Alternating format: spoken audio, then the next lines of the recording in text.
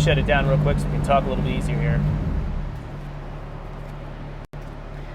So, as we were finding, it had pretty large torque jumps as I was going and bumping the timing in from 15 degrees and moving the advance almost double that value. We're in the 25 to 30 degree spark timing range. So you did see, or you should have seen, when I was adding the timing in, there was a point where the torque didn't go up anymore. I reached maximum brake torque, so by adding any more timing in, it wasn't going to give me any more torque output, and it was just going to put more stress on the motor and be more likely to knock or pre-ignite.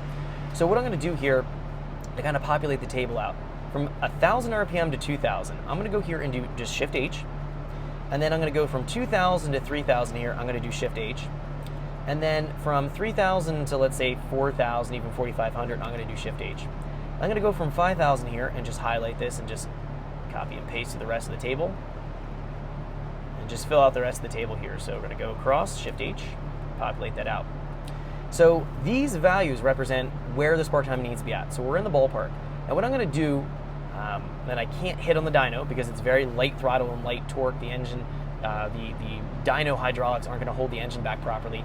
At the very light map pressures here, the light vacuum, so very, very high vacuum where we're pulling the highest vacuum, we're going to have the least amount of load on the engine. In this region right here, we can bump up the spark timing usually a couple more degrees. So I'm going to go here and just do plus and add 5 more degrees timing here. And then I'm going to blend it upwards to about 40 kPa, maybe even 60 kPa, do Shift V. This is going to be the area where I can't hit. I've populated it out from 60 kPa and higher, but I know that I can run a little bit more spark timing at the lighter areas of throttle, which is going to be the higher vacuum areas. So that is going to be how you populate a spark timing table out for park throttle. Really not that hard.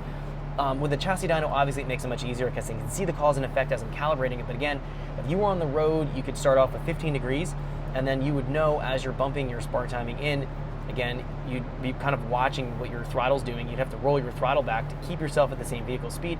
That indicates that your torque keeps picking up. Once your throttle isn't going and dissipating and you're not rolling the throttle back to maintain that speed, that means your engine torque's not changing, your output's not changing. So hopefully that makes sense.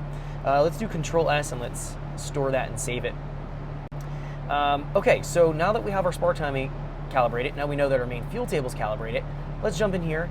I'm going to now evaluate looking at my injection timing. We know the values in our table here as we were going in and driving it. We were having minimal correction, so a couple percent correction. Everything looked pretty much spot on and dialed in vacuum area of operation. So this injection timing table, we know at 360 degrees, that's going to be our injection point where we're spraying the fuel. Essentially, we're going to be spraying the fuel between our intake and exhaust strokes. It's going to be at that TDC marker.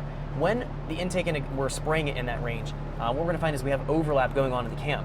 We're going to be spraying some of it out of the exhaust valve at that point, which isn't not necessarily a concern with a setup like this, but we might find that we could gain some efficiency by starting to spray the fuel a little bit sooner when the valve is starting to open up. Thanks for checking out our teaser clip. If you want to see the rest of this video and more than 500 hours of current EFI training we have to offer, make sure you click right here. If you want to go and check out more teaser clips from this training course, click here, and you don't want to miss any of the videos we're going to be releasing on this channel, so make sure you subscribe and click here.